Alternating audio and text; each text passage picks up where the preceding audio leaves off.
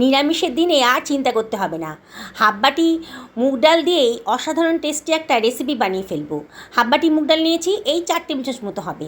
এটাকে আমি একটা কড়াইতে দিয়ে দিলাম, দিয়ে একটু ফ্রাই করে নিচ্ছি। খুব বেশি ফ্রাই করব না, সামান্য একটুখানি এটাকে ফ্রাই করে নেব। ডালের কালারটা যখন একটু চেঞ্জ হয়ে গেছে আর একটা সুঘ্রাণ গন্ধ বেরোতে আরম্ভ করেছে, সেই অবধি এটাকে আমি ফ্রাই করে একটা বাটির ভেতর নিয়ে নিলাম। এবার এটাকে আমি জল দিয়ে ধুয়ে নেব। অবশ্যই গরম জল দিয়ে ধুতে হবে। গরম জল দিয়ে ভালো করে ধুয়ে নেব। ডালের ভেতর অনেক নোংরা থাকে, তাই 2-3 বার জলটাকে চেঞ্জ করে করে আমি ডালটাকে ধুয়ে নিচ্ছি। দেখুন ডালের ভেতর কত নোংরা আছে, তাকে 2 থেকে 3 বার গরম জল দিয়েই আমি এটাকে ধুয়ে পরিষ্কার করে নিচ্ছি। দেখুন এবার কিন্তু ডালটা বেশ পরিষ্কার হয়ে গেছে। এবার জলের ভেতর ভিজিয়ে রাখবো মিনিট 10-এর জন্যে। আমি কুমড়ো শাক নিয়ে নিয়েছি। কুমড়ো শাকের ভেতরে যে শুঁয়োগুলো মতো থাকে সেগুলোকে আমি ফেলে দিচ্ছি। একেবারে কচি শাক, এটা দিয়ে আজকে রান্না করব। এবার পাতাগুলোকে আমি কেটে নিচ্ছি। আমি অবশ্যই শাকটাকে আগে থেকে ধুয়ে নিয়েছি। পাতাগুলোকে খুব বেশি কুচি করব না, মোটামুটি দেখুন ভিডিওতে যেমন দেখাচ্ছি এরকম করেই আমি কেটে নিচ্ছি। একটু বড় বড় সাইজের করেই কেটে নিচ্ছি। এবার পাতাগুলো সরিয়ে রেখে ডাঁটাগুলোকেও কেটে নিচ্ছি। দেখুন ডাঁটাগুলোকে সাইড দিয়ে কেটে একটুখানি আঁশ কিন্তু বের হয়ে যাবে। হাত দিয়ে টানলে পরে গায়ে একটা আঁশ থাকে, সেই আঁশটা বেরিয়ে হয়ে যাবে। এই আঁশটা বার করে দিলে ডাঁটার কিন্তু সুন্দর একটা টেস্ট আসবে। এইভাবে আমি ডাঁটাগুলোকে কেটে নেব।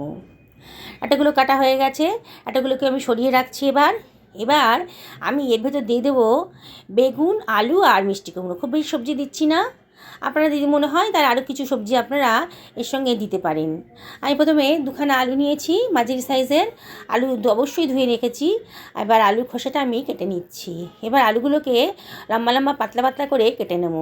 খুব বেশি বড় করব না, দেখুন কিরম করে কেটেছি, তাহলে সেদ্ধ করতে সুবিধা হবে, তাড়াতাড়ি রান্নাটা হয়ে যাবে।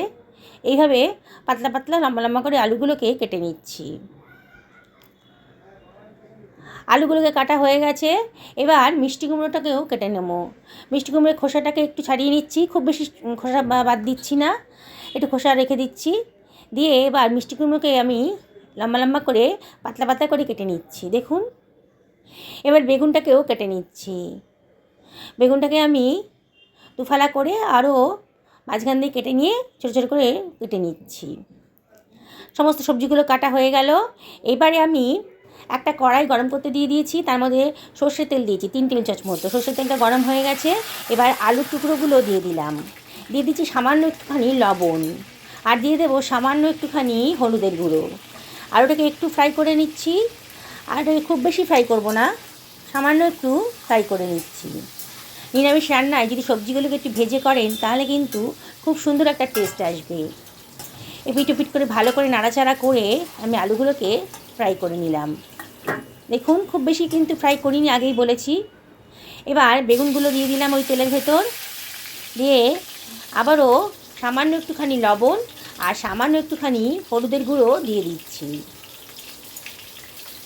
দিয়ে আবারও সব কিছু ভালো করে নাড়াচাড়া করে ফ্রাই করে নিচ্ছি। গ্যাসের ফ্লেমটা আমি মিডিয়াম টু হাইতে রেখেছি। দেখুন বেগুনের কিন্তু বেশ সুন্দর একটা কালার চলে এসছে। এবার আমি এটাকে তুলে রাখছি। বেগুনগুলো ভাজা হয়ে গেল। এবারে মিষ্টি কুমড়োটা দিয়ে দিচ্ছি ওই তেলের ভেতরে। আবারও সামান্য একটুখানি লবণ আর সামান্য একটুখানি হলুদের গুঁড়ো দিয়ে দিচ্ছি। দিয়ে আবারও এটাকে নাড়াচাড়া করে ভেজে নেব। বন্ধুরা এই গরমের দিনে এই ধরনের নিরামিষ রেসিপি কিন্তু খুব ভালো লাগে। গরমের দিনে তো খুব রিচ খাবার খেতে ভালো লাগে না, আর এই গরমে বেশি রিচ খাবার খাওয়াটাও ঠিক হয় না, তাই এরকম হালকা পাতলা খাবার কিন্তু আমাদের খাওয়া উচিত। মিষ্টি কুমড়োগুলো ভাজা হয়ে গেছে, তুলে নিলাম। ওই তেলের ভেতর দিয়ে দিলাম হাফ চামচ মতো গোটা জিরে। এবারে ওর ভেতর দিয়ে দিচ্ছি আমি 1.5 টেবিল চামচ মতো আদা বাটা। দিয়ে আদাটাকে একটু ভাজা ভাজা মতো করে নিচ্ছি। একটা মিষ্টি কুমড়োর টুকরো ওখানে রয়ে গেছে, এটাকে সরিয়ে নিলাম। নিয়ে আদাটাকে একটুখানি ভাজা ভাজা মতো করে নিচ্ছি, আদার কাঁচা ভাবটা যেন চলে যায়। অনবরত কিন্তু নাড়তে হবে। এবারে আমি গ্যাসের ফ্লেমটা একেবারে লো করে দিয়েছি। তার মধ্যে দিয়ে দিলাম 1 টেবিল চামচ মতো হলুদের গুঁড়ো, 1 টেবিল চামচ ধনের গুঁড়ো, 1/2 টেবিল চামচ জিরের গুঁড়ো, আর দিয়ে দিচ্ছি 1/2 টেবিল চামচেরও কম লঙ্কার গুঁড়ো। আর এর ভেতরে আমি দিয়ে দিচ্ছি 2 টেবিল চামচ মতো জল, যাতে মশলাটা পুড়ে না যায় সেই জন্য জলটা দেওয়া। দিয়ে মশলাটাকে ভালো করে কষিয়ে নেব।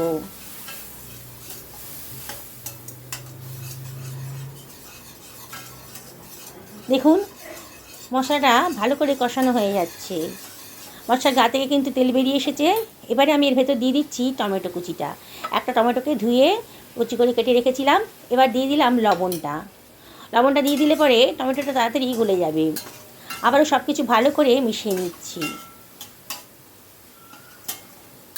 এবারে আমি ঢাকা দিয়ে দিচ্ছি মিনিট 2-এর জন্য, তাহলে টমেটোটা তাড়াতাড়ি মজে যাবে। 2 মিনিট হয়ে গেছে। দেখুন টমেটোটা কিন্তু দেখেই মনে হচ্ছে অনেকটা নরম হয়ে গেছে। আবারও সব কিছু ভালো করে মিশিয়ে নিচ্ছি। মশলাটা খুব ভালো করে কষিয়ে নিতে হবে, তাহলে কিন্তু যত কষাবেন তাহলেই কিন্তু তত সুন্দর টেস্ট আসবে রান্নায়। এবার জল ঝরিয়ে রাখা মুগ ডালটা আমি দিয়ে দিলাম। সমস্ত মুগ ডালটাই দিয়ে দিয়েছি। এইভাবে একদিন রান্না করে দেখবেন, অসাধারণ টেস্ট লাগে। নিরামিষের দিনে এইভাবে রান্না করলে কিন্তু এক থালা ভাত কিন্তু এটা দিয়ে খাওয়া হয়ে যাবে। সব কিছু আবারও ভালো করে মিশিয়ে নিয়ে একটুখানি কষিয়ে নেব, মিনিটখানেক কষিয়ে নেব।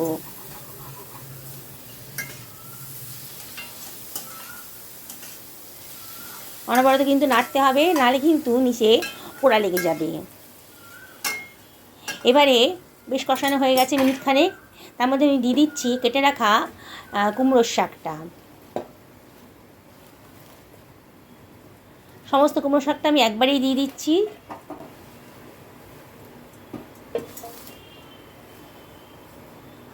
কড়াইতে ভরে গেছে, এখন আর এটাকে বেশি নাড়াচাড়া করব না, তাই সাইড থেকে আমি 1/2 বাটি মতো জল দিয়ে দিলাম, যাতে নিচটায় পোড়া না লেগে যায়। এবার আমি এটি ঢাকা দিয়ে রাখবো মিনিট 2-3-এর জন্যে। মিনিট 3 বাদে দেখুন শাকটা কিন্তু অনেকটাই মজে গেছে। এবারে আমি সব কিছু আবারও ভালো করে মিশিয়ে দিচ্ছি। খুব ভালো করে ডালের সাথে শাকটাকে মিশিয়ে নিতে হবে। তখন তো নাড়াতে পারিনি, এখন ভালো করে মিশিয়ে নিতে হবে। মিনিটখানেক ভালো করে কষিয়ে নেব আবারও।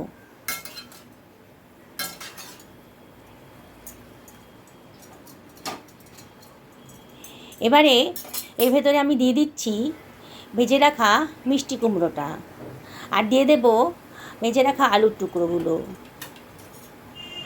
দিয়ে সব কিছু আবারও ভালো করে মিশিয়ে নিচ্ছি। বেগুনটা এখন দেবো না, বেগুনটা একেবারে নরম, বেগুনটা এখন দিলে পরে একেবারে গলে যাবে। সব কিছু ভালো করে মিশিয়ে নিচ্ছি।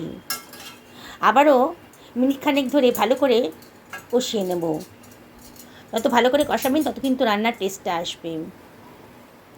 আবারও ঢাকা দিয়ে দিলাম মিনিট 3-4-এর জন্যে। মিনিট 3 হয়ে গেছে। দেখুন আবারও সব কিছু ভালো করে মিশিয়ে নিচ্ছি।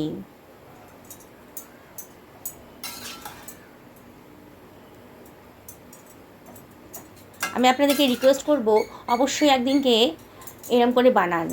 এই গরমের দিনে কুমড়োর শাক নিয়ে এসে এটা বানান। এবার আমি দিয়ে দিচ্ছি গরম জল।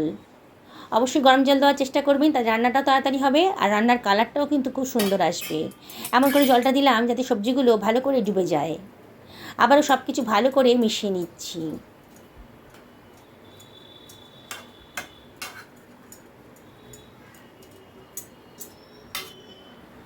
দুখানা কাঁচা লঙ্কা দিয়ে দিলাম। এই রান্নাটা খুব বেশি ঝাল হবে না, তবে কাঁচা লঙ্কা দিয়ে দিলাম, যাদের ইচ্ছা হবে তারা কাঁচা লঙ্কাটা দিয়ে খেতে পারবেন। ঢাকা দিয়ে দিলাম মিনিট 10-এর জন্যে, মিডিয়াম টু লো ফ্লেমে। আবারও 10 মিনিট হয়ে গেছে। ঢাকাটা খুলে একটু নাড়াচাড়া করে দিচ্ছি। দেখুন এবার চেক করে দেখতে হবে যে সবজিগুলো সেদ্ধ হয়েছে কি না। দেখুন আলুটা আমার সেদ্ধ হয়ে গেছে, কিন্তু গলে যায়নি। গলে গেলে পরে খেতে ভালো লাগবে না। এই পর্যায়ে আমি দিয়ে দেবো ভেজে রাখা বেগুনটা। এবারে এর ভেতরে আমি দিয়ে দিচ্ছি 1 টেবিল চামচ মতো চিনি। চিনিটা দিলে পরে কিন্তু নিরামিষ রান্নার টেস্টটা খুব সুন্দর আসে।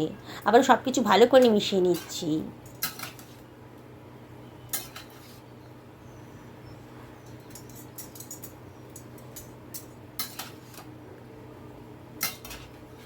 সব কিছু ভালো করে মিশিয়ে নিচ্ছি। দেখুন, এবারে এর ভেতরে দিয়ে দিচ্ছি 1/2 টেবিল চামচ মতো গরম মশলার গুঁড়ো, আর দিয়ে দেবো 1/2 টেবিল চামচ মতো গাওয়া ঘি। ঘিটা দিলে পরে কিন্তু নিরামিষ রান্নার টেস্টটা খুব সুন্দর আসে। এবারে এর ভেতরে দিয়ে দিচ্ছি কেটে রাখা খানিকটা ধনেপাতা কুচি। এবারে ঢাকা দিয়ে রাখলাম মিনিট 2-1 জন্য লো ফ্লেমে। তারপরে গ্যাসের ফ্লেমটা অফ করে দিয়ে 5 মিনিট রেস্টে রাখার পর দেখুন কী অবস্থায় আছে।